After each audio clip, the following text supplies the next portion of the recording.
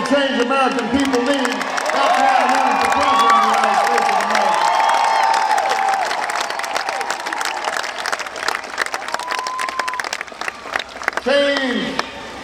Change means a tax code that doesn't reward lobbyists who wrote it, but the American workers and small businesses who deserve it. I'll stop giving tax breaks to corporations that ship jobs overseas. I will start giving them to companies that create good jobs right here in Florida.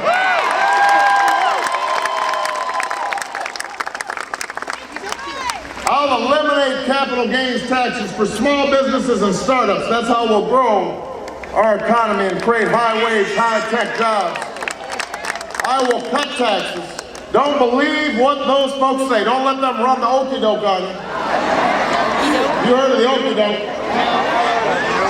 Don't let them bamboozle you. Don't be hoodwinked.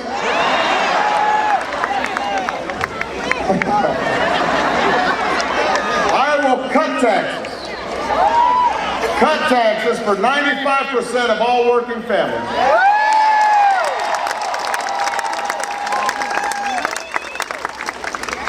My opponent doesn't want you to know this, but under my plan, tax rates will actually be less than they were under Ronald Reagan. If you make less than $250,000 a year, if you make less, that's you? If you make less than $250,000 a year, that's you? You will not see your taxes increase one single dime.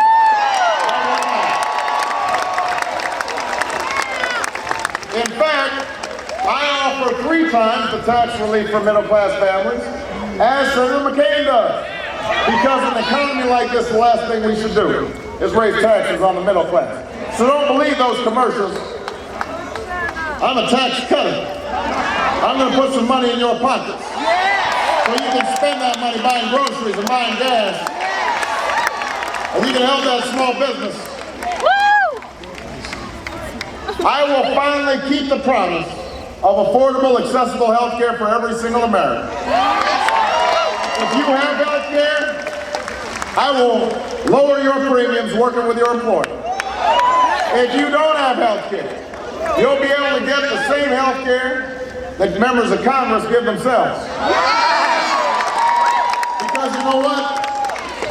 You, the taxpayer, you pay our salaries. You're our boss. We should have better health care than you do. And the other thing I'm going to do is I'm going to stop insurance companies from discriminating against those who are sick and need care the most. Because I know something about this. When my mother got sick with cancer, she was on a hospital bed. I remember watching her argue with insurance companies.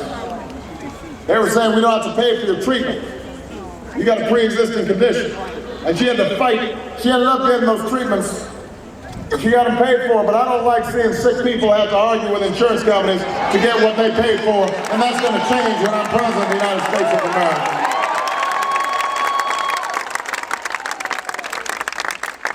I'm also going to create the jobs of the future. Wow. We're going to transform our energy economy. We will tap our natural gas reserves. We're going to invest in clean coal technology. We'll find ways to safely harness nuclear power. I'll help harness our auto companies to retool so that the fuel-efficient cars of the future are built right here in the United States of America. I'll make it easier for the American people to afford these new cars. And I will invest $150 billion over the next decade in affordable, renewable sources of energy. Wind power, solar power, the next generation of biofuels, an investment that will lead to new industries, 5 million new jobs that pay well and can't ever be outsourced. Now's the time to finally meet our moral obligation to provide every child with a world-class education. From the day that child is born to the day that child graduates from college. Because it will take nothing less to compete in the global economy. So I'm going to recruit an army of new teachers. We're going to pay them higher salaries and give them more support. in exchange, I'll ask for higher standards and more accountability, but we're going to make sure the teachers don't have to teach to the test. Because we want our children learning everything. Math and science and art and music. We'll invest in early childhood education to close the achievement gap. And we'll keep our promise to every young American. If you commit to serving your community or your country, if you are part of the Peace Corps, you join our military, if you work in a homeless shelter or veterans home, if you make that investment in America, then America will invest in you. We'll make sure that you got the money to go to college. That is a promise we can keep to the next generation.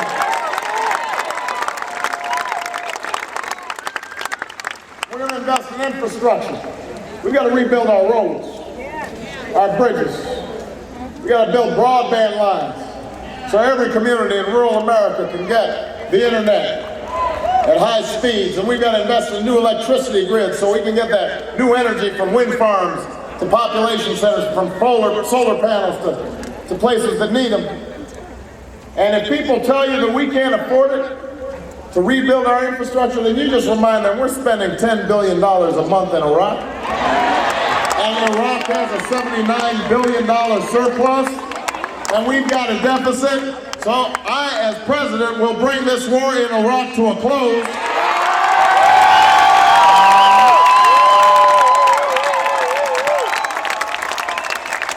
And we'll finish the fight in Afghanistan against the Taliban and Al-Qaeda.